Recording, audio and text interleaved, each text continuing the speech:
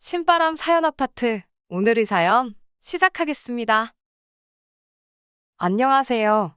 얼마 전 남자친구의 도를 넘는 행동에 충격을 받아 파혼한 30대 여성입니다. 걷는 놈이에 뛰는 놈, 뛰는 놈이에 나는 놈 있다는 말을 남자친구는 한 번도 들어본 적이 없던 걸까요? 지금쯤 지가 얼마나 멍청하고 한심해 보였을지 알아차리긴 했는지 모르겠네요. 제가 중학교에 입학하던 시기에 저희 부모님은 이혼을 하셨습니다. 두 분이 사이가 좋지 않다는 건 사실 진작부터 알고 있었어요. 술과 여자를 좋아하고 아내와 자식은 안중에도 없던 아버지셨지요. 제가 초등학교 6학년 때였어요. 학교를 마치고 집에 도착해서 벨을 눌렀는데 모르는 아주머니가 현관을 열어주셨습니다.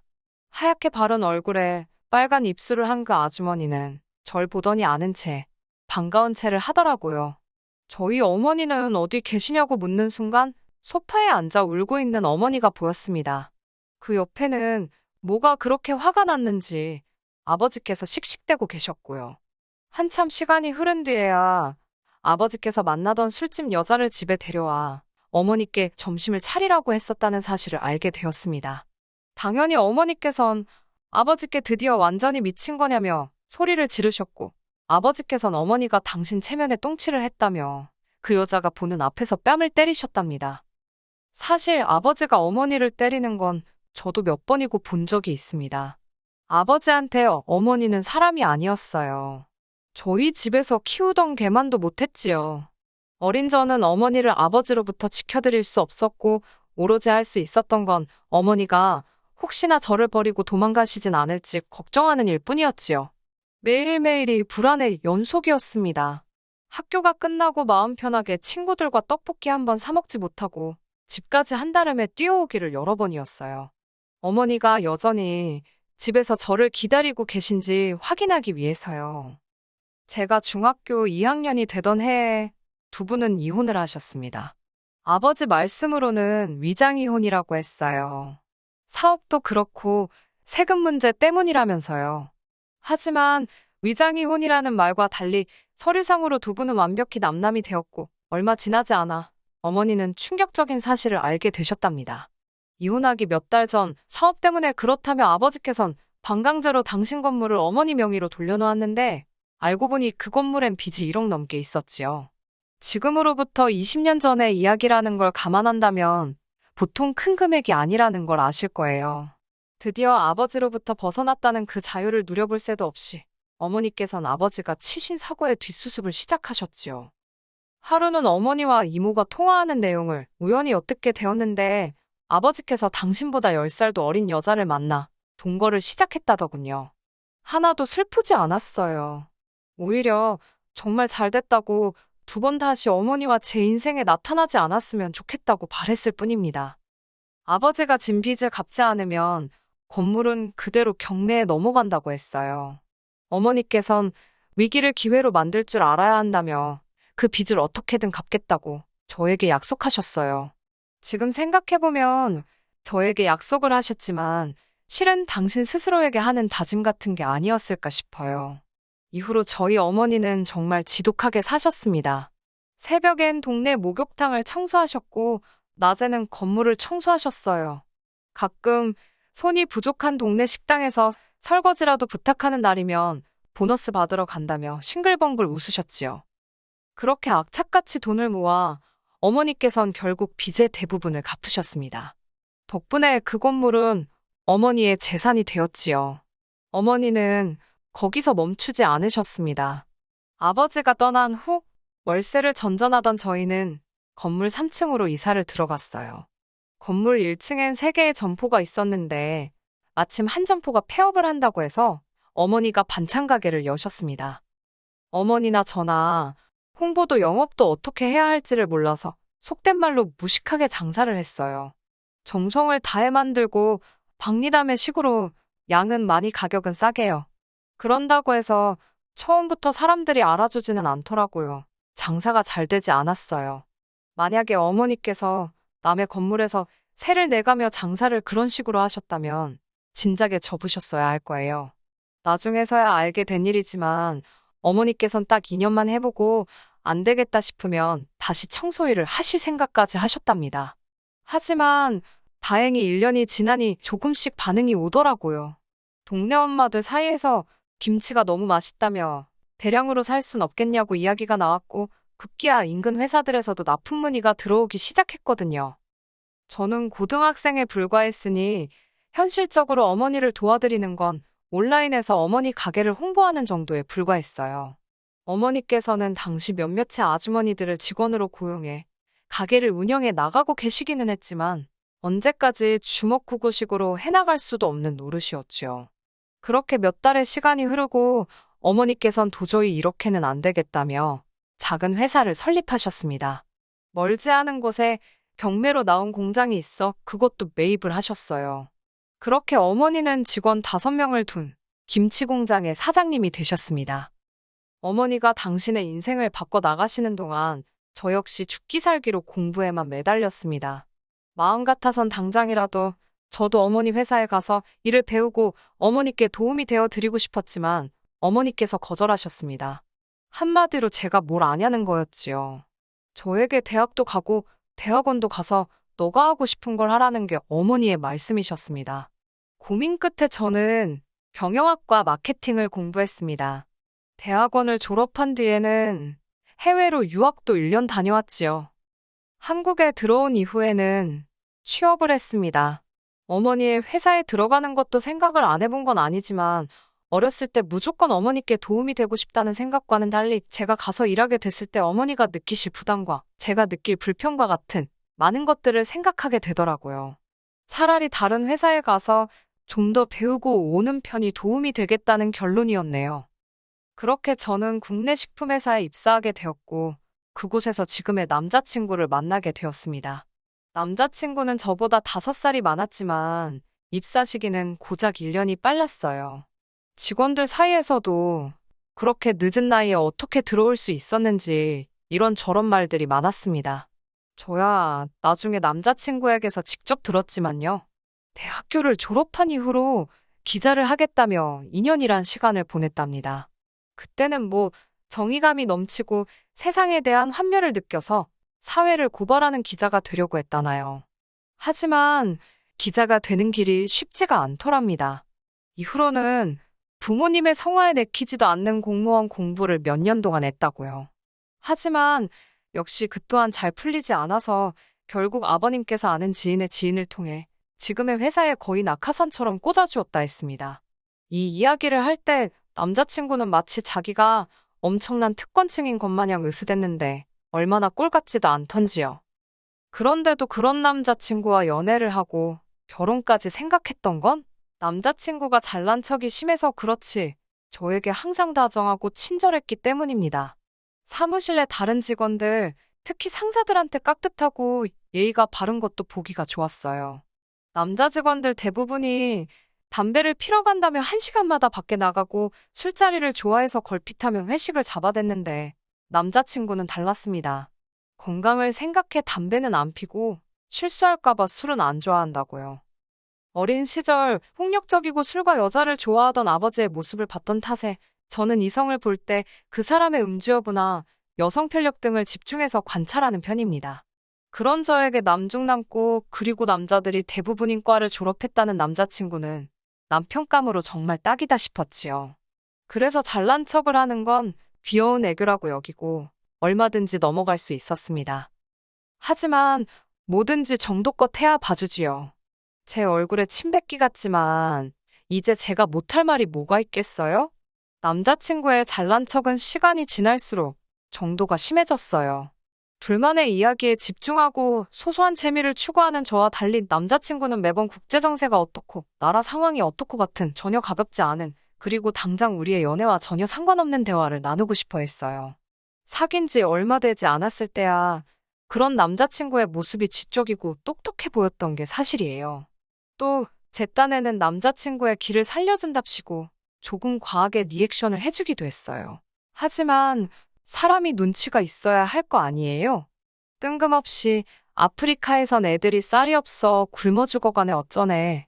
그런 소리를 기껏 분위기 있는 레스토랑에 도착해서 해대면 제 기분은 어떻겠어요? 뿐만 아니라 하도 어려운 이야기만 해대길래 똑똑한 여자를 좋아하나 싶더라고요. 생각해보면 어이가 없어요. 저도 배울 만치 배운 여자였는데, 그래도 그때는 사랑에 눈이 멀어서는 그런 남자친구에게 걸맞는 여자가 되어야겠다는 욕심이 들더라고요. 그래서 일부러 관심도 없는 분야의 책까지 찾아 읽어가며 말 그대로 공부를 했네요. 황당한 건 막상 제가 공부를 하니까 남자친구가 별로 안 좋아하더라고요. 게다가 대화를 나누다 보면 의견이 다를 수도 있잖아요. 그러면 무조건 자기 말이 맞다고 우겨대기 일쑤더라고요. 그리고는 이유랍시고 들먹이는 내용들도 듣고 있다 보면 잘못된 것들이 얼마나 많은지 몰라요. 평소에 제 성격이라면 그런 걸 구태여 지적하진 않았겠지만 어디 가서 행여 개망신당할까 싶어서 한두어 번 지적한 적이 있습니다. 그랬더니 어휴, 자기가 실수한 건 인정하지 않고 갑자기 완전히 다른 이야기를 꺼내는 비겁한 사람이었어요. 그래도 사랑의 힘이 무섭긴 하대요. 싸우고 지치기는 했어도 맞춰가는 과정이라 생각했지 헤어져야겠다는 생각은 솔직히 못했거든요. 제 인생의 첫사랑이기도 했고 첫 남자이기도 했으니까 미련이 많았던 것 같아요. 좋은 점만 보려고 애를 많이 썼어요. 남자친구가 결혼하자고 했을 땐 솔직히 걱정보다 안도가 되었던 게 사실이에요. 아시다시피 저희 집에는 어머니와 저밖에 없었잖아요. 믿음직한 남편이자 사위가 돼줄 거라는 기대가 있었어요. 잘난 척하는 것 빼고는 그래도 심성은 곱고 착한 사람이었고 행실도 바르다고 믿었으니까요. 남자친구에게 프로포즈를 받고 저는 회사를 관뒀습니다. 일단 저희가 다니던 회사는 사내 결혼에 꽤나 부정적이었거든요. 그리 전 어차피 언젠가 어머니 밑으로 들어가 일을 배울 생각이었고요. 여러 가지 상황과 조건들이 맞아떨어져 별 미련 없이 회사를 관뒀습니다. 하지만 저희 어머니가 김치 회사를 운영하신다는 사실을 모르고 있던 남자친구는 벌써부터 전업을 할 생각이냐며 걱정이다, 실망이다, 그딴 소리를 해댔지요. 남자친구와 상의를 하지 않고 회사를 관둔 건 제 실수입니다. 인정해요. 하지만 제가 원래 어떤 결정을 내릴 때 누가 밤나라 배나라 하는 걸 별로 좋아하지 않거든요. 그리고 어차피 이직할 곳이 정해져 있는데 남자친구가 그토록 기분 나쁘게 받아들일 거라곤 상상도 못했지요. 남자친구에게 상황을 설명하고 나자 남자친구는 오해해서 미안하다며 자기는 제가 개념 있는 여자인 줄 알았기에 깜짝 놀랐답니다. 그 말도 영성에 차지는 않았지만 자꾸 말꼬리 잡아서 서로 좋을 게 없다 싶어 못 들은 채 넘겼어요. 저는 회사를 관뒀고 어머니 회사로 들어갔습니다. 전 솔직히 제가 큰 도움이 될 줄 알았는데 어머니 회사는 제가 다니던 회사에 비하면 규모도 한참 작았고 여러 가지로 달랐습니다. 오히려 제가 다른 직원들로부터 많은 걸 배워야 하는 상황이었고 오히려 짐이 되는 게 아닌지 죄송스러울 지경이었지요. 며칠 뒤 남자친구가 저하고 긴히 상의하고 싶은 일이 있다고 하더라고요. 매일같이 회사에서 보다가 제가 관두고 난 이후로는 일주일에 한두 번 보는 게 전부였습니다. 만나서도 보통은 결혼에 관한 이야기를 했기 때문에 이번에도 결혼에 관련해서 뭐 상의할 게 있나 보다 생각하고 나갔어요. 그런데 남자친구가 회사를 때려치고 싶답니다. 제가 깜짝 놀라서 그게 무슨 이야기냐고 물었어요. 저와 달리 남자친구는 별다른 계획도 없는 걸로 알고 있었고 있다고 해도 그 나이에 이직이 쉬운 일이 아니라는 건 저나 남자친구 두 사람 다 알고 있었으니까요. 남자친구는 실실 웃어가며 자기를 저희 어머니 회사에서 일하게 해달랍니다. 생각지도 못한 남자친구의 말에 황당하기도 했고 난처했어요. 무조건 거절을 해야 한다는 건 잘 알고 있었지만 어떻게 이야기를 꺼내야 하는 건지. 하지만 남자친구는 제가 아무 말도 못하고 머뭇거리는 것만으로도 서운하다고 난리였습니다. 그러더니 뒤도 안 돌아보고 카페를 그냥 나가버렸어요. 이 어이없는 상황에 뭐라 할 말이 없더라고요. 일단 남자친구에게 전화를 걸었습니다. 전화를 걸면서도 이게 뭐 하자는 짓거리인가 싶어서 내가 너무 심했나 그런 생각도 들고 결국 남자친구에게 사과를 했어요. 한번 어머니께 물어나 보겠다고요. 집으로 돌아와 어머니의 눈치를 살피다 조심스레 낮에 있던 일을 털어놓았습니다. 어머니께선 생각이 많아 보이셨어요. 그러더니 인턴도 괜찮으면 와서 해보라고 하랍니다. 채용하는 건 인턴하는 거 보고 정하신다고요. 생각지 못한 어머니 반응에 저는 좀 놀랐지만 일단은 이 좋은 소식을 알려야겠다 싶었습니다. 하지만 어머니의 말씀을 전해 들은 남자친구는 왜 조건이 붙냐고 또 툴툴거렸습니다. 진짜 아쉬운 게 누군데 내가 왜 남자친구를 구슬러야 되지 싶으니까 화가 확 올라오더라고요. 이렇게 해도 싫다고 하면 나도 더는 모르겠다고 짜증을 냈습니다. 그러자 남자친구도 이번엔 한 발 물러서더니 알겠다고 고맙다고 하더라고요. 저는 솔직히 그래도 남자친구가 최소한 어디에서 자기가 발을 뻗어도 되는지 아닌지 정도는 분간을 할 수 있을 줄 알았어요. 회사 내에서 사회생활을 아예 못하던 사람도 아니었으니까요. 하지만 저희 어머니 회사가 작다고 무시를 한 건지 남자친구는 출근을 하기가 무섭게 헛짓거리를 하고 돌아다니기 시작했네요. 어머니 회사에는 13명의 직원분들이 있었는데 대부분이 저희보다 나이가 많거나 경력이 오래된 분들이에요. 그런 분들을 상대로 남자친구가 또 지가 잘났다고 떠들어댄 거지요. 대기업에서는 그렇게 일 안 한다. 사고방식이 그런 식이면 성장을 못 한다. 누구누구 씨 때문에 일이 진행이 안 된다. 이런 건 영어로 써주셔야 되지 않겠냐. 직원들 사이에서 당연히 이야기가 나오기 시작했는데 남자친구가 직원들 앞에서 자기가 마치 이 회사에 몰아도 되느냐 거들먹거리고 한마디로 어디서 저런 걸 데려왔냐는 불만이었지요. 하지만 남자친구는 그런 건 깨이치 않는 눈치였어요.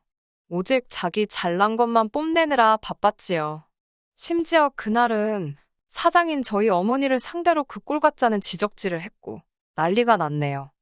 어머니께서 거래처와 일정 및 수량을 조율하고 계시던 시기였어요.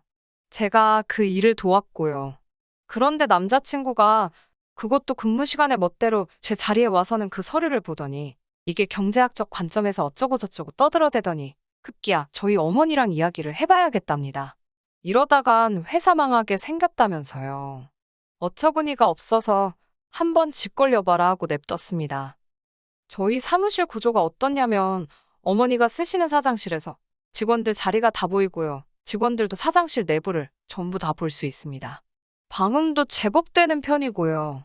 그런데 남자친구가 사장실에 들어가고 얼마 되지 않아 어머니께서 고함을 치는 소리가 들렸습니다. 직원들이 웅성거렸고 놀란 제가 사장실로 뛰어 들어갔어요. 어머니께서 하시는 말씀이 남자친구가 여기서 일하는 직원들 전부 다 수준 미달이라면서 어떻게 이런 식으로 사업을 끌어오셨는지 모르겠다나. 그러면서 어머니께 이러실 때가 아니라 일단 대학원에 가서 경영자 수업을 들으셔야 하는 거 아니냐고. 오너의 품격이 어떻고. 모르겠어요. 뭔 헛소리를 얼마나 신나게 떠들어댄 건지. 아무튼 어머니께선 말 그대로 정말 크게 노하셨지요. 결국 인턴은 바로 쫓아냈네요.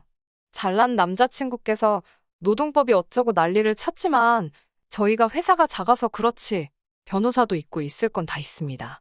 어머니께서 그렇게 잘났으면 법대로 해보라고 상대도 안 해주셨어요. 결혼은 당연히 물 건너갔습니다. 어떤 딸이 남자친구가 자기 어머니한테 그러고 달라드는데 결혼하고 싶겠어요? 솔직히 저한테 지 잘났다고 떠들어댄 거야. 같이 놀아준 셈 쳐도 되지만 저희 어머니한테 그런 건 지금도 때려 죽여도 분이 안 풀릴 것 같아요. 솔직히 파혼이라고 표현은 했지만 뭐 예약을 하나 한 것도 아니고 양쪽 집안 어른들한테 서로 소개한 정도에서 끝나서 다행이지 뭐예요.